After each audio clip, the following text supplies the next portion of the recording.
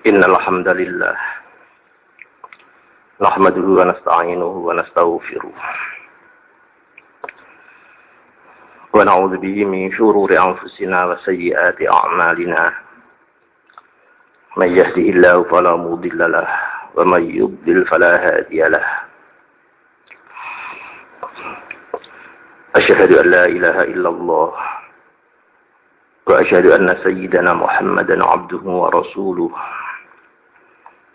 Allahumma salli ala sayyidina Muhammad wa ala ali sayyidina Muhammad wa sallim tasliman katsira amma ba'd. Fa ayyuhal muslimun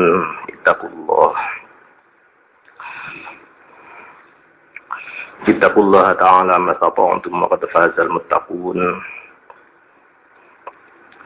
A'udzu billahi minasy syaithanir rajim. وإذا قال موسى لفتاه لا أبرح حتى أبلغ مجمع البحرين أو أمضي حقبا صدق الله العظيم.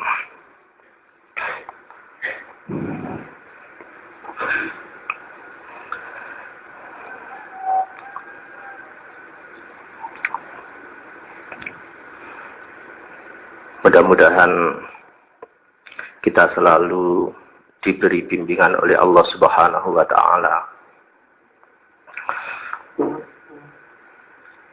bahwa salah satu tugas khalifah manusia ditunjuk oleh Allah sebagai khalifah memanage bumi ini sesungguhnya bukan berbekal pada spiritual, melainkan berbekal ilmu. Hal itu tergambar betapa ketika Allah Subhanahu wa ta'ala menyampaikan program di hadapan makhluk langit, para malaikat, bahwa Allah akan menciptakan khalifah di bumi. Justru makhluk langit yang paling pertama protes dan demo dengan mengupakan hal yang paling buruk, yang negatif. Makhluk itu dituduh sebagai yufsidu fiha,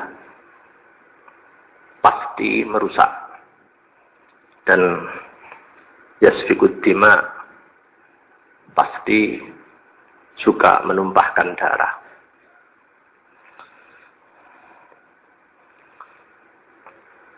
Tidak hanya itu,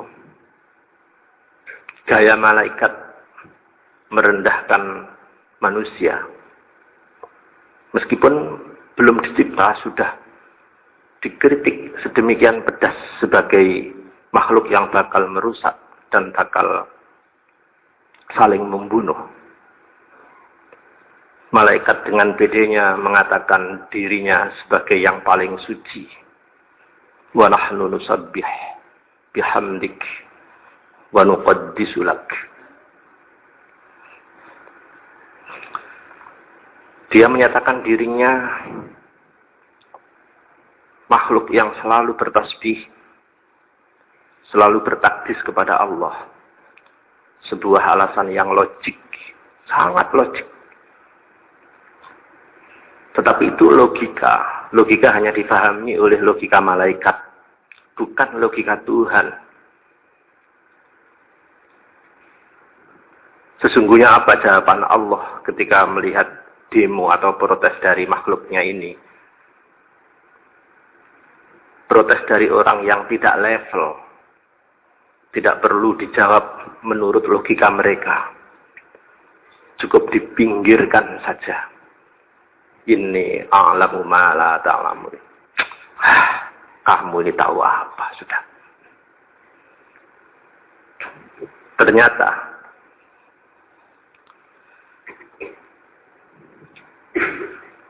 Adam yang ditunjuk sebagai khalifah bukan untuk mengelola langit, tetapi untuk mengelola bumi al-ard. Maka Allah memberitahukan untuk mengelola bumi bukan dengan tahmid, bukan dengan takdis, bukan dengan tasbih. Mengelola bumi menjadi maju bukan karena diwirid, duduk di istighosai, duduk di wirid. Bukan wiridan itu yang dibutuhkan untuk mengelola bumi, bukan.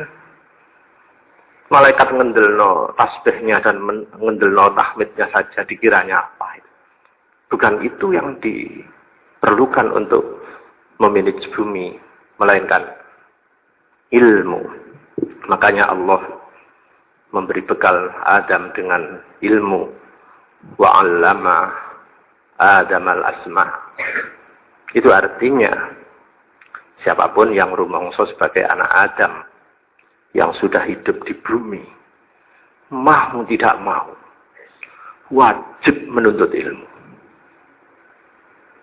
Karena kita bukan hidup di langit, tapi hidup di bumi. Cuma seberapa perolehan kita terhadap ilmu itu diserahkan kepada kemampuan masing-masing. Ya, justru dengan ilmu inilah dunia menjadi maju, dan sekali-sekali bukan dengan panjangnya wiridan. Sekali lagi ini khusus pengelolaan bumi. Namun meskipun Adam mempunyai ilmu seperti itu, lebih tinggi dibanding malaikat. Malaikat pun menyerah setelah dilakukan fit and proper test oleh Allah. Kawanan malaikat tidak bisa menjawab, dan Adam bisa, karena soal telah dibocorkan lebih dulu dengan wa'allama Adam al-asma. Itu wewenang Tuhan. Tetapi yang saya garis bawahi, ketika Adam mengalami problemnya sendiri, dideportasi dari surga, ilmunya tidak bisa menyelesaikan problem yang dihadapi. Leren diurui dhisik, diberi ilmu kedua. Gini caranya bertaubat. Fatalaqa Adamu mir rabbihi kalimat. Artinya, sebuah pendidikan tidak bisa mengandalkan sekedar ilmu. Jika hanya ilmu yang dikedepankan, maka prediksi malaikat itu akan terwujud. Ilmu itu berpotensi yufsidu fiha, merusak, wa yasfikud dima, dan saling membunuh karena tidak dimorali. Tetapi moral saja juga tidak bisa memajukan, karena pertanian, karena teknologi tidak bisa dibacakan alif lam mim, karena ekonomi tidak bisa sekedar dibacakan waqiah. Untuk itu dipadu antara ikhtiar lahiriah yang ilmu dengan spiritual batiniah yang sufistik, sehingga ilmu Adam dan ilmu dan spiritual malaikat berada di dalam diri seorang muslim untuk beribadah kepada Allah. Dengan itulah manusia mukmin pangkatnya jauh lebih tinggi dibanding kawanan malaikat, dan malaikat justru sujud di hadapan Adam alaihi salatu wassalam. Ayat yang kami bacakan tadi adalah sebuah gambaran betapa Nabiullah Musa alaihi salatu wassalam yang congkak, merasa seorang nabi yang hebat dan sangat sakti, merasa di atas langit tidak ada langit lagi. Lalu dengan caranya sendiri Allah menegur, "Hai Musa, bahwa di atas langit masih ada langit. Dan siapa dia, cari sendiri di sini dan di sini." Itulah sebabnya maka Nabi Musa sangat terganggu dengan jawaban Tuhan itu dan sangat semangat untuk memburu siapa orang yang lebih hebat dari saya itu. Maka dengan tegas dia mempersiapkan bersama ajudannya, bersama santrinya yang bernama Yusha bin Nun. Ayo kita berangkat ke Majma'ul Bahrain. Silahkan ada bekal dan lain-lain. Perjalanan begitu panjang dan jauh.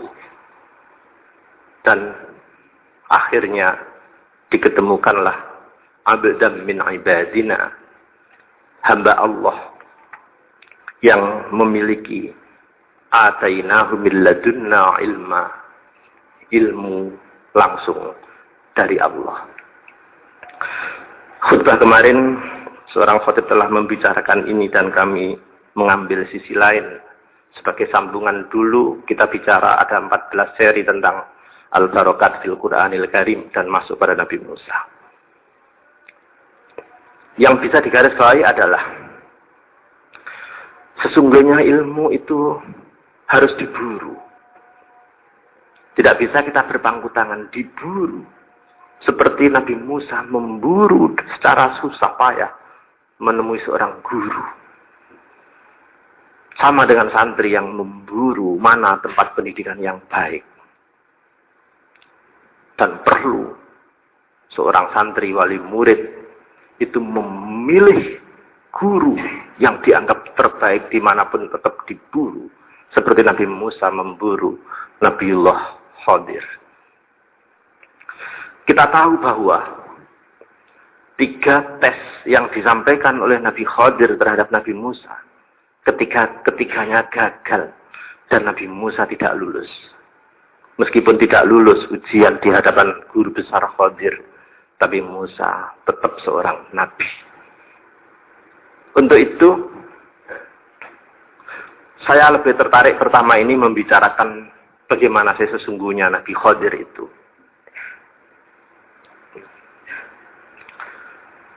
Jurnal Ulumul Quran menunjuk ada satu bab khusus, bab al-asma wal alqab wal kunna wal mubahamat, atau nama-nama samaran fil Qur'anil Karim. Nabi Khadir disebut sebagai abdan, sehingga orang-orang salaf klasik ilmu itu ada 2, ada ilmu yang muktasab yang diperoleh dengan cara zahir, dan ada ilmu itu yang laduni. Saya ingatkan kepada orang yang mencari ilmu laduni. Orang mendapat ilmu laduni itu potongan. Nek gak pakai potongan, wis gak usah lah. Metenteng poso ngene wiridan nek kali. Kemudian di makom sekian. Nambah gendeng. Delok potongan. Dan itu hanya satu, sedikit sekali. Wa fi laduni Allah. Sedikit. Tetapi untuk menambah kearifan, oke. Di dalam jurnal Ulumul Quran menunjuk bahwa Khadir itu artinya hijau, karena kesaktiannya setiap melewati lahan-lahan yang tandus, kena sentuh kakinya, maka tanah itu menjadi subur dan hijau. Jadi Bapak Greenpeace itu sesungguhnya Khadir, penyuburan, penghijauan. Namanya Talia bin Talkan menurut Lughat itu. Untuk itu, yang masih sering didialogkan, masih menjadi perdebatan sampai sekarang. Apakah Nabi Khadir itu sampai hari ini masih hidup atau sudah wafat? Saya tahu bahwa beberapa mufassirin seperti dilansir oleh Al-Baydawi, Mafatihul Ghaib dan lain-lain itu menyatakan Nabi Khadir hidup terus. Sawit lahir itu hidup terus. Ada yang menyampaikan dengan kisah-kisah yang sangat fantastis. Pernah minum apa jenenge Ma'ul Hayat, entah apa itu. Kayak cerita yang fantastis, Condro di Muko dan lain-lain seperti itu. Dengan Ma'ul Hayat itu maka Nabi Khadir hidup terus dan sampai akhir zaman. Tetapi menurut Ibnu Katsir tidak. Nabi Khadir itu manusia dan sudah mati. Tidak boleh ada nabi yang hidup terus sebelum Nabiullah Muhammad alaihi salatu wassalam. Tidak boleh ada nabi yang hidup ketika Hadratul Rasul Nabi Muhammad itu sedang eksis. Karena itu mengganggu status Rasulullah sebagai khatamul anbiya wal mursalin. Maka kehidupan Khadir dianggap melanggar aturan eksistensi khatamul anbiya wal mursalin. Imamuna Ibnu Katsir mengedepankan ayat wa ma ja'alna li basyarin min qablikal khuld. Tidak layak seorang nabi dulu-dulu itu hidup terus. Afa in mittafahumul khalidun. Masa hai Muhammad kamu mati sedangkan dia itu masih hidup terus. Ayat dalam Al-Anbiya inilah dipakai oleh Imamuna Ibnu Katsir sebagai keputusan yang final menurut nas Al-Quran bahwa Nabi Khadir itu sudah mati seperti kematian manusia biasa. Perkara ada orang yang bisa dengan wiridan tertentu itu menjumpai Nabiullah Khadir. Itu adalah fadl Allah. Tetapi harus difahami, itu bukan kehidupan Khadir yang mulai awal. Lahir sampai terus, bukan. Beliau wafat. Sudah wafat. Tetapi karena Nabi itu mempunyai keistimewaan khusus dari Allah. Bal ahya wa huwa hayyun. Beliau-beliau itu hidup. Maka bisa dikonek menurut kurikulumnya. Untuk itu, barang siapa yang mau menemui Nabi Khadir, sesungguhnya itu susah. Seperti susahnya Nabi Musa. Susah sekali menemui Nabi Khadir, harus ada tanda-tanda yang sangat fantastis. Salah satu tandanya adalah disebutkan dalam Al-Quran. Ketika itu ikan, iwak, ikan laut yang sudah dimasak matang, bisa melompat hidup ke air. Itu berarti di situ itu salah satu tanda sangat ajaib sekali. Kalau tidak ada tanda-tanda yang sangat luar biasa, saya kira itu halusinasi dan bukan Khadir yang sesungguhnya. Maka tidak ada bantahan bagi kami apapun, silahkan menjumpai Nabi Khadir di mana saja. Tapi jangan diasumsikan Nabi Khadir itu di sungai-sungai, karena Nabi Khadir bukan jawatan irigasi, bukan. Tapi pandanglah Nabiullah Khadir sebagai Nabiullah yang mulia, seperti Nabi Musa memandang Nabi Khadir sebagai guru besar yang ada di Majma' al-Bahrain dengan tanda-tanda yang sangat fantastis. Mudah-mudahan para santri silahkan mau mendalami ilmu yang muktasab atau ilmu yang kasyaf, monggo, tetapi dengan cara yang bagus sesuai dengan tuntunan Al-Qur'anul Karim. Barakallahu li wa lakum fil Qur'anil azim. Wa nafa'ana fi wa iyyakum lima fihi minal ayati wa dzikril hakim. Fataqabbal minni wa minkum tilawatahu innahu ta'ala jawadul karim. Alaikum barur-raufur rahim. Walhamdulillahi rabbil alamin.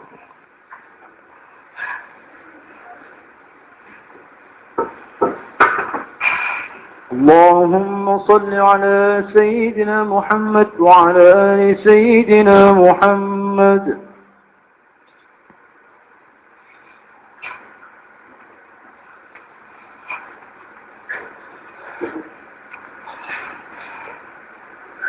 حمدا كثيرا كما أمر. أشهد أن لا إله إلا الله وحده لا شريك له إرغاما لمن جحد وكفر.